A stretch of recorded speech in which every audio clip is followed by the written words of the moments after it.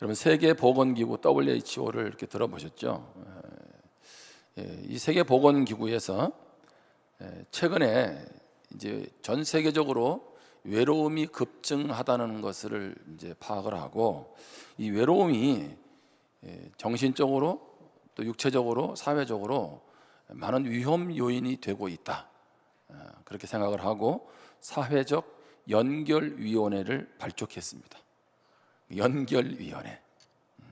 영국은 2018년에 외로움 담당 장관을 임명했습니다. 우리 교회도 외로움 장관을 임명해야 될지, 외로움 리더를 임명해야 될지는 모르지만 어떻든 이것이 시대적 현상으로 나타나고 있습니다. 갤럽이 142개국을 대상으로 해서 지난해 설문을 이제 실시했는데요. 사람들이 누가 가장 외로움을 많이 느낄까? 이게 외로움에 대한 걸 이제 설문조사를 한 거예요. 4명 중에 1명이 전 세계적으로 4명 중에 1명이 매우 외롭다라고 설문을 한 거죠. 그럼 4명 중에 1명은 어느 정도냐면 10억 명이 넘는다는 거예요. 10억 명. 그러면 이제 우리 성도님들에게 한번 묻겠습니다. 어느 연령층이 가장 외로움을 많이 느낄까요? 여러분도 아마 저하고 똑같이 생각할 것 같은데, 연령별로 보니까 19세에서 29세 청년들이 가장 높은 27%를 기록을 했어요. 우리가 생각할 때는 홀로 사는 어르신들, 연세 드신 분들을 많이 생각했을 거예요. 저도 그렇게 생각을 했으니까. 그런데 의외로 당연히 어른들도 외로워하기도 하지만 가장 높은 층은 청년층이었다는 거예요. 여러분, 청년들도 오늘 하루하루를 살아내는 게 결코 만만치를 않습니다. 그러다 보니 요즘 주변을 잘 보시면 주로 혼밥을 하고 혼족이 많잖아요. 서로 얼굴 마주칠 일이 별로 없습니다. 고독사도 우리 주변에서 보게 됩니다. 우리 성도님들은 외로우세요? 외롭지 않으세요? 누구나 외로울 수는 있는데, 외로울 때 내 주변에 누가 계신가요? 내 손을 잡아줄 사람, 아니면 나는 외로운 사람을 잡아줄 손이 있느냐는 겁니다. 2001년부터 2011년까지 구글의 최고 경영자가 에릭 슈미트였습니다. 이제 구글이라고 하면 여러분이 잘 이해가 안 되는 어르신들도 계실 텐데, 여러분 유튜브 다 구글에서 관여하거든요. 그러니까 일명 많은 어떤 회사의 변화를 통해서 이익을 창출시켜서 이 에릭 슈미트 때 마치 구글 제국이다 이런 말을까지 할 정도로 회사를 키운 거죠. 그런데 이 에릭 슈미트는 뭐에 집중을 했을까요? 그는 이 디지털 시대에 아날로그를 강조했습니다. 그가 이런 말을 합니다. 컴퓨터와 휴대전화를 끄고 진정으로 우리 곁에 있는 사람을 발견해라. 뭐라고 얘기했다고요? 아니, 그러면 뭐 유튜브를 아예 만들지 말든지. 얘기는 그겁니다. 그런 어떤 전자기기, 휴대폰 잘 사용하라는 얘기가 아니라 제발 그것 좀 끄고 옆에 사람들하고 좀 이렇게 만나라. 결국은 그 얘기죠. 여러분, 구글은 사람을 뽑을 때, 직원을 뽑을 때 어떻게 뽑냐면 면접을 6번을 본다고 합니다. 여러분, 이 상상이 되세요? 얼마나 많은 시간, 돈이 들어가야 돼요. 근데 6번의 면접을 볼 때 내가 속해서 일할 그 부서의 팀원들과 함께 면접을 보고, 그리고 본사의 인사 담당까지 면접을 본다는 거예요. 그 말은 뭐냐면 이 사람이 우리와 함께 할 수 있는 사람이냐, 우리에게 도움이 되느냐, 그런 면에서 사람에 집중을 한다는 것입니다. 여러분, 결국 우리는 무엇으로 위로받고 무엇으로 힘을 얻나요? 바로 주위에 있는 사람들 아니겠습니까? 여러분, 예수 믿는 우리는 그리스도 안에서 한 몸이라고 말하죠. 한 몸. 자, 그 말은 무슨 얘기예요? 다양한 지체들로 구성된 한 몸입니다. 그리스도 안에서. 자, 이게 뭐를 의미합니까? 이것은 너와 나는 별개가 아니라는 거잖아요. 여러분, 아까 제가 서두에 우리도 뭐 외로움 담당 목자를 둬야 되나 이런 조크를 했는데, 여러분, 우리는 그거 둘 필요가 없어요. 우리에게는 무엇이 있습니까? 함께하는 지체들이 있다는 겁니다. 영적인 가족이 있다는 거예요.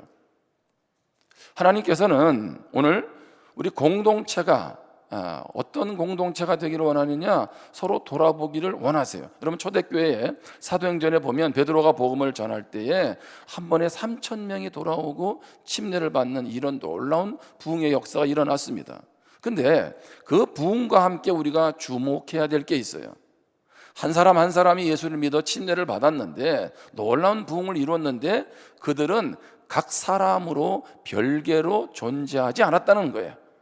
자신만의 신앙생활 잘해야지 내가 바로 서야지 거기에만 초점이 있었던 것은 아니라는 거예요. 우리가 잘 아는 사도행전 2장 44절부터 46절에 보면 믿는 사람이 다 함께 있어 모든 물건을 서로 통용하고, 서로 통용한다는 건 뭡니까? 서로 공동으로 사용했다는 겁니다. 자, 45절입니다. 또 재산과 소유를 팔아 각 사람의 필요를 따라 나누어 주며, 여러분에게 지금 재산 다 팔아서 어려운 이웃들 도와주라는 얘기가 아니에요. 어떻든 믿음의 공동체는 어려운 사람들을 위해서 서로 가지고 있는 것을 나누었다는 거죠. 46절에 보면 날마다 마음을 같이하여 성전에 모이기를 힘쓰고 집에서, 여기서 집은 소그룹이라고 할 수 있어요. 우리로 말하면 뭐 셀 모임도 될 수 있겠죠. 집에서 떡을 떼며, 떡을 뗀다는 것은 성찬을 하며 기쁨과 순전한 마음으로 음식을 먹고, 지금 뭘 말하고 있는 겁니까? 그들은 서로 모이기를 힘썼고 식탁에 교제를 했다는 것입니다. 서로 모였다는 건 무슨 얘기예요? 믿음의 사람들이 각 개인으로 존재하지 않았다는 겁니다. 함께라는 거예요. 함께. 성경은 계속적으로 우리를 혼자라고 말하지 않고 함께라고 말하고 있습니다. 그래서 혼자 있는 것 보시기에 안 좋으니까 아담에게 하와를 짝지워 주신 것을 우리는 잘 알고 있습니다. 여러분, 이것은 뭘 의미하나요? 우리 공동체는, 우리 셀은 어떤 공동체를 이루고 있나요? 주님은 이미 시대적 상황이나 우리의 정서나 마음을 이미 알고 계세요. 그런 면에서 오늘 우리가 공동체 안에 서로를 돌아보는 것은 정말 중요합니다. 왜냐하면, 한번 따라해 보실래요? 서로를 돌아볼 때 힘을 얻는다. 그렇죠? 이번에 학영삼을 제가 가르치고 수료를 했는데 총 14번을 모였습니다. 매주 목요일마다 2시간, 2시간 반 정도 모였는데 결코 짧지 않은 시간이에요. 자기 일도 있고 가정도 돌봐야 되고. 자, 끝나고 나서 다들 얘기합니다. 하길 잘했다고. 그래서 하나님이 늘 내 삶의 주위에 일하신다는 것을 깨닫게 되고, 이제 내 주님과 늘 교제하며 살아가야 되겠다는 결단과 함께 각자의 소감을 다 제출을 했어요. 근데 똑같이 한 말이 있어요. 그게 뭘까요? 혼자 했으면 못했을 거라는 거지. 학영삼을 하면서 학영삼 단톡 카톡방을 만들어서 매일 한 과씩만 하라 그랬거든. 하고 나면 1가 완료, 2가 완료. 예? 바빠도 옆에서 지금 카톡 올라오니까 난 안 하면 안 되잖아요. 그렇죠? 서로 자꾸 시간을 내고 힘을 내고 그렇게 해서 14주를 완주하게 된 거예요. 근데 결코 짧지 않은 시간에 이 함께 한다는 것, 서로 붙잡아 주는 것이 얼마나 의미가 있는지를 또 한번 깨닫게 됐습니다. 여러분, 여기까지 오늘 올해 한 해 돌아오면서 여기까지 올 수 있었던 거, 신앙생활을 할 수 있었던 거 누군가 손 내밀고 붙잡아 주어서가 아닙니까? 전도서 4장 9절에 보면 두 사람이 한 사람보다 나음은 그들이 수고함으로 좋은 상을 얻을 것임이라. 혹시 그들이 넘어지면 하나가 그 동물을 붙들어 일으키려니와 홀로 있어 넘어지고 붙들어 일으킬 자가 없는 자에게는 화가 있으리라. 여러분, 한 해를 살아오면서 넘어질 때 있었잖아요. 근데 누구가 손 내밀어 붙들어줘서 일어날 수 있지 않았습니까? 그런데 넘어졌는데도 아무도 붙잡아 줄 사람이 없다면 그게 그 사람에게 화예요. 화. 이것처럼 안타까운 일이 어디 있습니까? 12절에 보면 한 사람이면 패하겠거니와 두 사람이면 맞설 수 있나니 세 겹줄은 쉽게 끊어지지 아니하느니라. 이것은 단순히 익숙한 말씀으로 대하라는 것이 아니고 하나님 우리에게 뭘 말씀하고 있나요? 우리 한 사람은 연약할 수 있어요. 뭘 하다가 중간에 주저앉을 수도 있고 힘들 수도 있어요. 그런데 어떻게 해요? 함께 하면 힘들고 어려운 상황도 우리가 넉넉히 이겨낼 수 있다는 것입니다. 특별히 우리는 신앙 안에서 영적 싸움을 싸워가야 되잖아요. 히브리서 10장 24절 25절에 보면 서로 돌아보아 사랑과 선행을 격려하며 모이기를 피하는 어떤 사람들의 습관과 같이 하지 말고 오직 권하여 그날이 가까움을 볼수록 더욱 그리하자. 24절에 보면 서로 무엇하여? 서로 돌아보고 격려하라는 거죠. 제가 한 주간 학영사를 마무리하면서 제일 머릿속에 남은 단어가 서로 돌아보는 거, 서로 돌아보는 거. 혼자가 아니라는 거예요. 서로 돌아보는 거예요. 그러면서 사랑과 선행을 격려하는 거죠. 여러분, 히브리서 이 말씀을 받는 독자들은 어떤 사람인가요? 신앙적으로 많은 고난을 겪고 있는 그런 사람이에요. 자, 고난 가운데, 힘든 가운데 있을 때 주님은 우리에게 뭘 말씀하세요? 너 혼자 하나님 앞에 가서 붙들고 일어나야지. 물론 혼자 하나님 앞에 가야 되죠. 근데 아울러서 뭐라고요? 서로 돌아보라는 거예요. 서로 돌아보라는 거예요. 격려한다는 얘기는 서로의 믿음을 굳세게 하라는 얘기입니다. 다시 말하면 믿음을 위해 함께 싸운다는 말이 이 히브리서의 격려라는 말에 포함되어 있어요. 자, 너 그렇게 살다가는 안 돼. 믿음으로 다시 일어나야지. 예? 그렇지 않으면 너 어떻게 외로움을 이겨낼 수 있겠어? 어떻게 힘들고 어려운 삶을 이겨낼 수 있겠어? 아니야, 너 다시 말씀 앞에 서 기도하면서 같이 가보자. 내가 도와줄게. 힘내. 이렇게 하는 거죠. 그럴 때 연약함 가운데 있는 사람, 절망 가운데 있는 사람들이 여전히 해결되지 않은 삶의 문제 앞에서도 어떻게 합니까? 한 걸음 한 걸음 앞으로 나아갈 수 있는 거죠. 서로 돌아본다는 것은 아무리 강조해도 부족합니다. 여러분, 서로 돌아보지 않는 공동체가 무슨 의미가 있습니까? 그런 공동체가 왜 존재해야 되나요? 그렇게 돌아보지 않는 공동체가 존재할수록 사람이 많으면 많은 대로 100명이 모이면 100명의 문제가, 1000명이 모이면 1000명의 문제거리로 교회가 시끄러울 수밖에 없는 거죠. 그게 왜 그래요? 서로를 존중하지 않아요. 서로를 돌아보지 않으니까 그런 문제들이 생겨나는 것 아니겠어요? 서로를 돌아볼 때 그럼 우리는 어떤 자세로 대해야 될까요? 두 가지를 나누는데, 첫 번째는 서로 공감하는 것이 먼저라는 겁니다.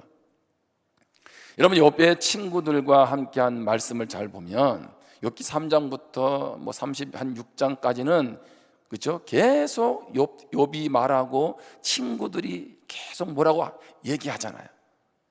우리 교육자들하고 의논을 했어요. 다음에는 아예 욥기 키트를 우리가 하지 말자. 아니면 너무 기니까 일주일만 하든지 아니면 그냥 한 번에 끝내자. 우리 이세일 목사님 딸이 중학교를 다니는데 얘가 매일 큐티를 하는데 그러더래요. 매일 욥기 고난을 큐티하니까 매일 고난이 있다 그러더라는 거지. 이 말을 알아듣는 분이 있는지. 큐티를 한 번은 알아듣겠지만, 그러니까 이 아이가 매일 큐티를 욥의 고난을 묵상하니까 이상하게 고난이 많다는 거예요. 이상하게 고난이 많은 건 아닙니다, 그렇죠? 여러분, 큐티 하면서 이렇게 고난을 겪는 건 처음일 거야, 아마, 그죠? 근데 욥기가 말씀이 이해하기가 쉽지 않잖아요. 욥을 향해서 친구들이 하는 말들을 들으면서 제가 열불이 나가지고, 야, 이런 놈들이 다 있나 말이야. 이런 놈들이. 그 힘든 친구를 좀 위로해 주지는 못할 망정 계속 바둑으로 말하면, 장기로 말하면 훈수를 두고 있는 거야. 네가 문제야, 네가 문제. 뭐 잘못한 게 있으니까 그렇지. 근데 어느 날 새벽에 기도하는데 하나님이 그러시더라고요. 네가 그놈이야 그러더라고. 나는 욥의 친구들이 아는 줄 알았더니, 야, 내가 왜 이걸 이렇게 복잡하게 했던 얘기 또 하는 것처럼 길게 얘기하는 줄 아냐. 네가 욥의 친구라는 걸 모르니까 얘기하는 거야. 여러분은 어떻게 생각하세요? 우리는 욥인가요? 아니면 욥의 친구처럼 하고 있나요? 오늘 말씀이 엘리바스가 한 말에 대해서 욥이 답변하는 거예요. 근데 욥은 복수적인 말을 써요. 무슨 얘기냐면, 엘리바스 너만의 말이 아니라 지금까지 하는 친구들이 똑같다. 지금 그 얘기를 하면서 지금 반박을 하는 겁니다. 자, 오늘 말씀 한번 잘 보세요. 욥기 16장 2절입니다. 이런 말은 내가 많이 들었나니 너희는 다 재난을 주는 위로자들이로구나. 욥이 들은 말이 다 뭐예요? 재난이라는 거예요. 재난. 여러분, 이게 재난이라는 말과 이게 위로라는 말이 이게 같이 연결이 됩니까? 아니, 위로자들이라는 얘기는 힘내, 내가 너를 도울게, 할 수 있어, 뭐 이런 말이 위로인데, 고통을 주는 게 위로자들이라는 거예요. 고통을 주는 위로자들, 이게 역설적인 표현인 거예요. 다시 말하면 너희들이 나를 위로한답시고 하는 말들은 전부 다 나에게 뭐를 주고 있다? 고통을 주고 있다. 더 나를 힘들게 하고 있다. 여러분, 그런 경우 있잖아요. 나는 힘들어 죽겠는데 상대방이 나한테 위로한다는 말이 도리어 나를 더 힘들게 하는 그런 경우들이 있잖아요. 저는 이 단어가 너무 마음이 아프더라고. 아니, 위로를 주는데 네가 나에게 주는 위로는 고통만 주는 거야. 여러분, 이게 그리스도인 사이에서도 많이 일어날 수 있는 일이잖아요. 근데 여기 욥의 친구들이 욥을 공감하지 못하는 것이 그들의 말에 잘 드러나요. 그러니까 우리 말 속에 보면 공감하지 못하는 표현들이 많은데, 제가 이 말씀을 묵상하면서 크게 4가지 말을 좀 찾아봤어요. 자, 욥기 16장 2절에 보면 욥이 이런 말을 들었다 그래요. 이런 말.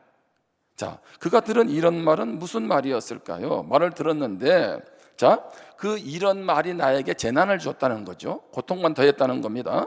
자, 그거는 그가 들은 말을 한번 볼게요. 욥기 15장 34절입니다.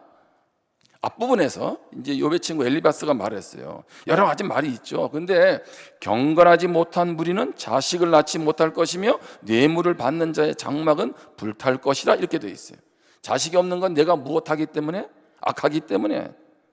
너희 집안이 다 엉망쑥대밭이 되는 건 무엇 때문에? 네가 죄를 지었기 때문에 그런 얘기예요. 뇌물을 받았다는 거죠. 그러니까 다시 말하면 엘리바스가 이렇게 말하는 거예요. 너 재산 다 날아갔잖아. 너 10명의 자식 다 죽었잖아. 너 지금 육체에 그런 질병이 있잖아. 다 뭐 때문에? 네가 악을 행했으니까 심은 대로 거둔 거야. 이런 말에 대해, 이런 말이 바로 그런 말인 거예요. 이런 말. 자, 욥기 16장 3절입니다. 헛된 말이 어찌 끝이 있으랴? 내가 무엇에 자극을 받아 이같이 대답하는가? 헛된 말. 욥이 엘바스나 그 친구들이 하는 말이 그렇게 말하는 거죠. 니네가 하는 말은 무슨 말이에요? 헛된 말. 다른 말로 하면 이게 원어를 그대로 직역하면 바람의 말. 바람의 말은 무슨 얘기입니까? 그냥 허공에다 대고 의미 없이 내뱉는 말. 그게 헛된 말이에요. 그러니까 너희들이 지금 나한테 위로한다고 하는 그 말이 다 무슨 말이에요? 의미도 없이 내 속사정도 모르고 그냥 내뱉는 그런 무의미한 말이다, 이렇게 말하고 있는 거예요. 욥기 16장 4절입니다. 나도 너희처럼 말할 수 있다, 지금 이렇게 말하죠. 그러면서 가령 너희 마음이 내 마음짜리 있다 하자. 우리 입장 바꿔 생각해 보자는 거죠. 너희들도 그런 고통 가운데 있다면 나도 무슨 말로? 그럴듯한 말로 너희를 치며 너희를 향하여 머리를 흔들 수 있느니라. 무슨 얘기냐면 너희를 거스르면서 머리를 흔들고 조롱과 경멸의 말을 할 수 있다는 거예요. 또는 미사여구를 쓰면서 여기 머리를 치고 흔든다는 얘기는 경멸과 조롱조를 지금 포함하고 있는 거죠. 너희들도 입장 바꿔놓으면 이렇게 할 수 있겠냐 지금. 그러면서 16장 5절에 그래도 입으로 너희를 강하게 하며 입술의 위로로 너희의 근심을 풀었으리라. 입으로만 힘을 북돋우고 입술로만 위로한다는 거죠. 여기 입술의 위로라는 말은 입에 발린 말, 이렇게 표현해요. 입에 발린 말. 그러면 한번 잘 보세요. 욥의 친구들의 그 욥의 고난받는, 아무런 잘못 없이 고난받는 욥을 향해서 하는 말은 무슨 얘기예요? 헛된 말이에요. 네가 그렇게 했으니까 그런 일이 벌어졌지. 무슨 말이라고요? 바람의 말, 의미 없는 말, 이런 말, 그럴듯한 말, 입술에 입에 발린 말만 지금 하고 있다는 거죠. 여러분, 우리가 지난주에 잠언의 규범적 지혜, 욥기에 이 이제 반성적 지혜를 얘기하는데, 자칫하면 규범적 지혜는 의미 없다고 생각할 수 있는데 그렇지 않아요. 여러분, 하나님이 패턴을 망가뜨리면 안 되잖아요. 원리 원칙을 깨뜨리시면 안 되잖아요. 그렇지 않습니까? 자, 아침에 해가 떠야 되는데 달이 뜨면 어떻게 되겠어요? 여름에는 좀 비가 와야 되는데 여름엔 비가 아니고 겨울에만 비가 오면 어떤 일이 벌어지겠습니까? 그러니까 하나님이 이 우주의 모든 것들을 질서 있게 패턴대로 원칙대로 움직여 가신다고요. 그러니까 이건 정말 중요한 거예요. 여기서 말하는 예외는 내가 나를 커버하기 위해서 일부러 변호하기 위해서 예외적인 조항이 욥이 말하는 의로운 고난이 아니에요. 그럼에도 하나님은 당연히 원칙대로 움직이시죠. 심은 대로 거둬요. 이거 당연한 겁니다. 이거 예외 없어요. 여기서 말하는 예외가 없다는 건 뭐예요? 그대로 하시잖아요. 콩 심으면 콩나고 팥 심으면 팥 나고. 그런데 그럼에도 불구하고 이해할 수 없는 일이 우리 가운데 벌어지지 않느냐? 욥이 그렇게 죄를 많이 지어서 고난당하느냐? 그 문제에 대해서 하나님의 절대 주권을 인정한다는 얘기지. 마치 잠언에서 말하는 지혜는 그러면 중요하지 않다 이렇게 생각하면 안 된다는 거예요. 어떻든 욥의 친구들의 말에는 전혀 욥을 공감해 주지 못하는 거죠. 여러분, 말이 아닌 거예요.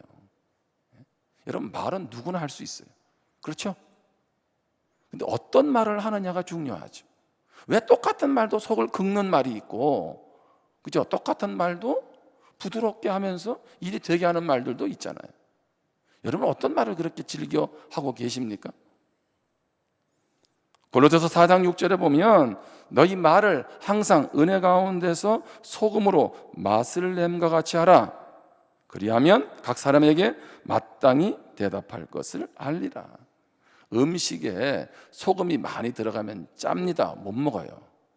너무 소금이 적게 들어가면 싱거워서도 못 먹어요. 그렇죠?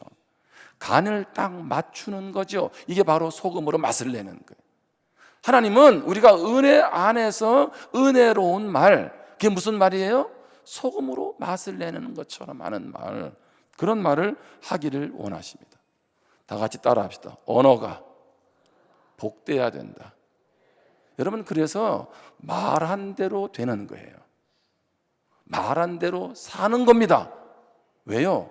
그 말 속에 이미 그 사람이 드러나 있어요. 그러니까 언어를 사용할 때 공감의 언어를 사용해야 돼요. 여러분, 가족 가운데 감기 환자가 있을 수 있잖아요. 여러분, 그러면 어떻게 합니까? 야, 그거 별거 아니야. 약 먹어도 일주일, 약 안 먹어도 일주일이니까 그냥 버텨.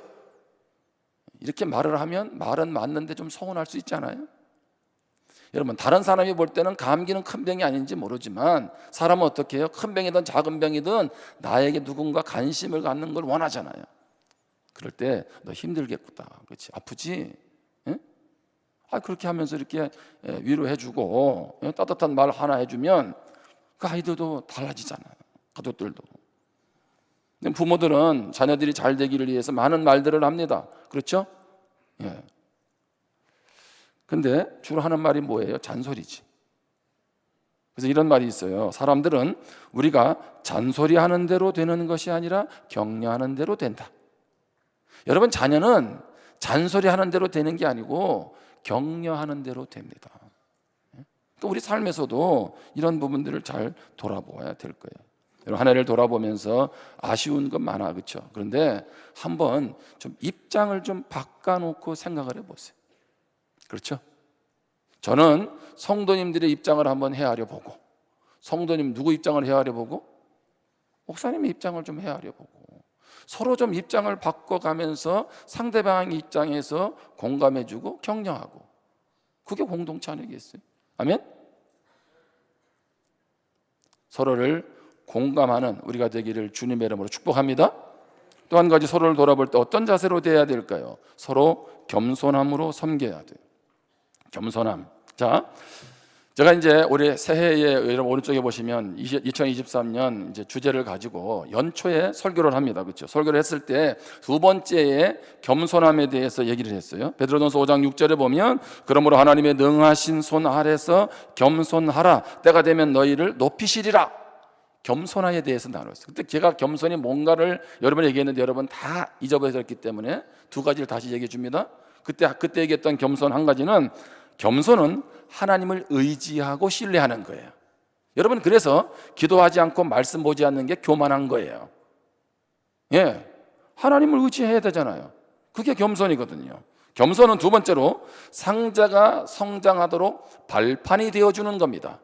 겸손의 영어는 바로 휴머러티라고 그랬습니다. 그것은 라틴어의 부식토, 쉽게 말하면 부식토가 뭐냐면 걸음이에요. 걸음.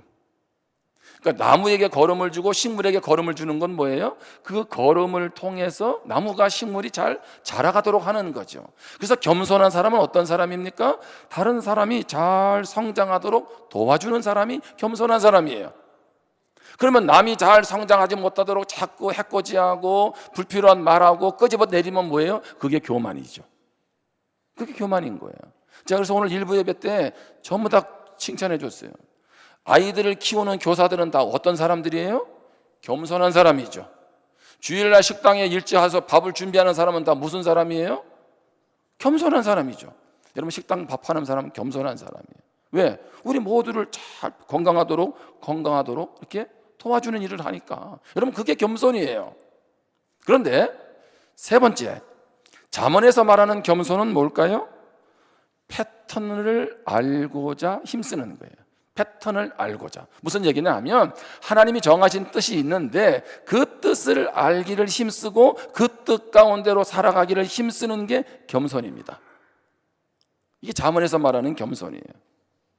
그러면은 욥기에서 말하는 겸손은 뭘까요? 한번 따라하겠습니다. 모르는 것은 모른다. 이게 겸손이에요. 성경에서 우리가 겸손을 포괄적으로도 설명하지만 겸손에도 다양한 의미를 담고 있는 거예요. 내가 다른 사람을 세워줍니다. 여러분, 그 사람 겸손한 사람이라고요. 그런데 자, 의로운 자의 고난, 욥의 고난을 어떻게 그들이 다 이해할 수 있으면 욥조차도 이해할 수 없잖아요. 그러면 어떻게 합니까? 나도 몰라. 그게 겸손이죠. 자, 욥이 잘못해서 가지고 있는 짐승들을 짐승들이 죽었나요? 욥이 잘못해가지고 그에게 그런 질병이 찾아오고 자녀들이 10명이 한 번에 죽습니까? 아니잖아요. 여러분이 인생에 한 해 동안 살아오면서도 이해되지 않는 고난과 아픔이 있잖아요. 그때 우리는 어떻게 합니까? 그냥 하나님을 신뢰하고 또 그 상대를 대할 때 그 문제에 대해서 훈수를 두지 말고 나도 몰라. 그게 겸손이에요. 우리가 알면 뭘 얼마나 압니까? 예전에 한 성도님이 그런 말을 한 적이 있어요. 자기가 힘들어가지고 이제 우리 교회 성도님하고 이렇게 서로 얘기를 한 거죠. 얘기를 했는데 그분이 그러더라요. 기도하라고, 말씀을 매일 보라고. 그래서 열이 받았대. 예? 자기도 힘들면 말씀 보고 기도하는 거 안다는 거죠. 근데 내 말은 내 말을 좀 무엇해라? 좀 들어주고, 내가 힘드니까 그래, 어떻게 하면 우리 좀 답을 찾아갈까? 그 얘기를 듣고 싶은 거지. 예? 나도 기도하는 거 알아. 나도 말씀하는 거 알고. 여러분, 기도가 말씀이 그럴 때는 답이 아니에요. 아무 때나 기도하라고 말씀 보라고 하는 거 아니라고. 예? 그랬더니 또 요것만 또 다 이렇게 또 한 줄 딱 묶어가지고 기도 안 해도 되는가 보다. 예? 아니, 때에 맞게 말을 해야지. 그렇죠? 예? 왜 자꾸 신앙생활 하면서 마치 모든 것을 아는 것처럼 자꾸 얘기하려고 하냐고. 저도 모르는데 여러분 뭘 그렇게 많이 안다고. 이게 좀 넘어가지 말자고. 이제 좀 무슨 말인지 이해가 되시죠? 너무 과하게 신앙을 포장하지 말라는 거예요. 그냥 인정하세요. 그게 겸손이에요. 욥기는 그걸 말하고 있는 거예요. 좀 상대방을 대하고 어려운 이웃을 바라볼 때, 야, 내가 가만히 보니까 너 이거 문제가 그거 자꾸 경찰처럼 자꾸 끄집어내서 발견하려고 하지 말고, 상대방도 알아요. 웬만하면 다 안다고. 그렇죠? 그럴 때 나도 모른다는 말은 무슨 얘기예요? 내가 그런 자세를 갖게 되면 상대방에 대해서 말할 때도 행동할 때도 어떻게 합니까? 주의를 기울이겠죠. 한 번 더 말할 거 한 번 더 생각하고 한 번 더 기도해 보겠죠. 바로 그것이 욥기에서 말하는 겸손이에요. 따라합시다. 나도 다 모른다. 나도 부족하다. 그렇게 인정하고 그리고 나서 그 지체를 향해서 나아가는 거죠. 말씀을 마무리합니다. 베드로전서 5장 5절에 보면 젊은 자들아 이와 같이 장로들에게 순종하고 다 서로 겸손으로 허리를 동이라. 하나님은 교만한 자를 대적하시되 겸손한 자들에게는 은혜를 주시느니라. 고난 가운데 있는 그들을 향해서 어떻게 해요? 다 서로 겸손으로 허리를 동이라. 이 말은 무슨 얘기냐면 존 칼빈은 이 말을 가지고 우리가 옷을 입는 것을 표현을 했어요. 우리 몸 전체를 옷으로 감싸듯이 너의 삶 전체를 무엇으로? 겸손으로 감싸라는 거예요. 우리가 겨울에 오늘 한파가 오니까 더 여러분 따뜻하게 입고 왔잖아요. 우리 몸을 다 옷으로 가리듯이, 그렇죠? 옷으로 입듯이 우리가 겸손으로 서로 동일하는 얘기는 겸손으로 나 전체를 감싸라, 완전 무장해라, 이렇게 말하고 있는 겁니다. 다음 주에는 이제 우리가 관계 맺는 분들을 초청해 옵니다. 아무나 데려오는 게 아니고 관계 맺는 분. 그런데 그분들도요, 동일하게 뭐가 있을까요? 외로움이 있어요. 불안함이 있고요, 삶의 상처와 아픔이 있다고요. 모든 사람들이 해당되는 거잖아요. 근데 그들에게 예수님을 전한다는 건 뭡니까? 생명을 준다는 거죠. 여러분, 예수 믿으면 안 외로워요. 어떤 의미에서 안 외롭습니까? 일단은 나 혼자가 아니잖아요. 임마누엘의 주님이 함께 하시잖아요. 내가 못 느낄 뿐이지.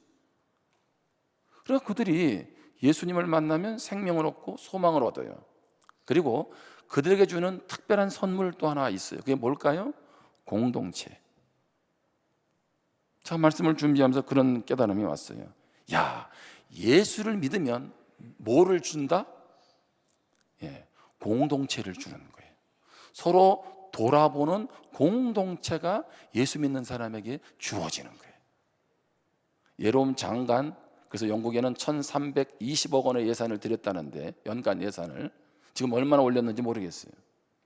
그렇게 한다고 외로움의 문제가 해결될까요? 아니요. 주님 안에서 서로 돌아볼 때 우리는 소망을 얻게 되는 줄 믿습니다. 그냥 기도하겠습니다.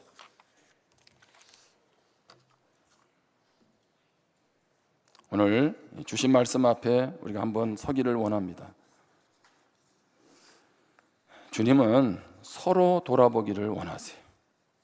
근데 서로 돌아보다가 상처 줄 수 있어요. 아픔 줄 수 있고요. 그래서 서로 돌아볼 때는 어떻게 해요? 상대방의 마음을 좀 공감해 주는 그런 모습이 우리에게 있어야 돼요. 그래서 말을 할 때도 정말 공감의 언어를 사용해야 합니다. 뿐만 아니라 나도 모를 수 있다는 거죠. 너무 쉽게 상대방의 문제 앞에 답을 주는 것보다 나도 모를 수 있다. 그래, 우리 하나님 앞에 좀 가보자. 하나님 뭔가 알고 있고 하나님 뭔가 뜻이 있겠지. 그러면서 오늘 우리가 하나님 앞에 나아가는 겁니다. 모르는 것을 안다고 말하는 것이 그게 바로 교만일 수 있습니다. 오늘 우리 서로를 돌아보면서 어떤 마음으로 돌아봐야 할지 주신 말씀을 가지고 결단하면서 기도하겠습니다.